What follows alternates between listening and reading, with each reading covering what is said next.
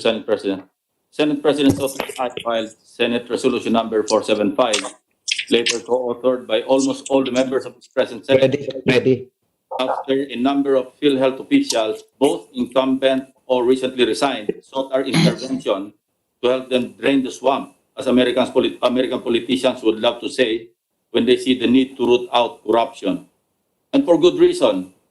PhilHealth is a murky, stinking swamp that many of its good and well-meaning people, from officials to the rank-and-file employees, want drained, not just of some corrupt but well-entrenched officials who do not seem to run out of malevolent schemes to enrich themselves, but of a deeply rooted mafia-like syndicate that controls the resources of the corporation and habitually manipulate its financial records, that even the Commission on Audit seems helpless in the conduct of the regular audit. If we look closely enough, the story revolves around the same cast of characters, a circle of high-ranking officials who manage to hug their seats despite change of leadership and detailed anomalies that we have already unearthed in the past. Allow me to remind you, distinguished colleagues, Attorney Rodolfo Jojo de Rosario, now Senior Vice President of Legal Sector, had been involved in a myriad of issues as the signatory of the obvious conflict of interest in the lease contract between the Duque-owned Educational and Medical Development Corporation, or EMDC, and PhilHealth for the latter's office building in Region 1. Likewise, as the OIC of the IT Management Department, when the multi-million PhilHealth premium contributions of Accenture Incorporated were allegedly plundered in 2012, and the two successive zero performance ratings of the Governance Commission for GOCC in the legal sector. Dr. Israel Vargas, the Senior Vice President for Health Finance Policy Sector, and Corporate Secretary Jonathan Mangawang, who steered the allegations of PhilHealth Board's grave abuse of discretion by reversing the Court of Appeals' final and executory judgment of Perpetual Succor Hospital's 3-month suspension and 10,000 peso fine. Dr. Vargas also turned a blind eye on the notorious and untenable policy called all-case rate, or ACR payment scheme of PhilHealth, which caused PhilHealth massive losses to overpayment and fraud. Mr. Dennis Mas, Senior Vice President for Management Services Sector, was charged by the Ombudsman for his involvement in the POEA fake receipt scam. Mr. Mas also deliberately failed to disclose the undesirable record of the 5 recently promoted PhilHealth personnel, despite their involvement in big-time scams. Just for the last 5 years, Mr. President, 2014 to 2018, as the 2019 report is not yet available on the COA website, I would like to share with you, my distinguished colleagues, the following. As of December 31, 2018, disallowances, 6.64 billion pesos.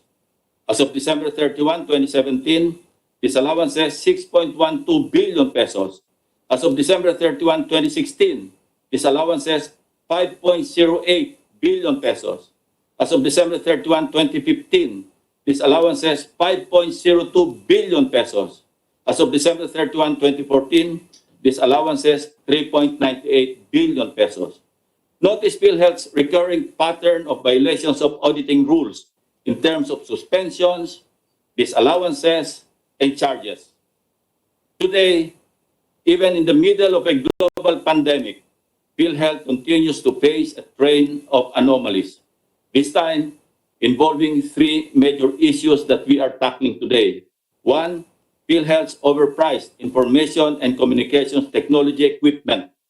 2, manipulation of PhilHealth's financial statements. And 3, the highly irregular implementation of advance payments to healthcare institutions through the interim reimbursement mechanism policy, among other corrupt practices. We dare ask, why would maternity care package providers and freestanding dialysis centers, which do not even cater to COVID-19 patients, receive COVID-19 advance payments from PhilHealth?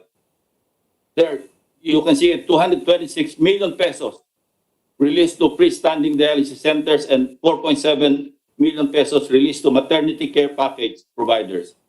To cite an example, 5 branches of a private freestanding dialysis center named Brown Avitum Dialysis Center Manila recently received a total of 45.176 million pesos in a span of only a few days.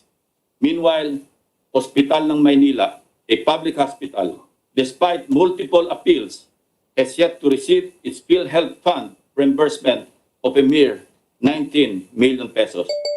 Suffice it to say, Mr. President, this is the reason why we are gathered here yet again to conduct this inquiry, not only in aid of legislation, but more importantly, in aid of the more than 104 million members and dependents of the PhilHealth, as well as all the taxpayers of this country.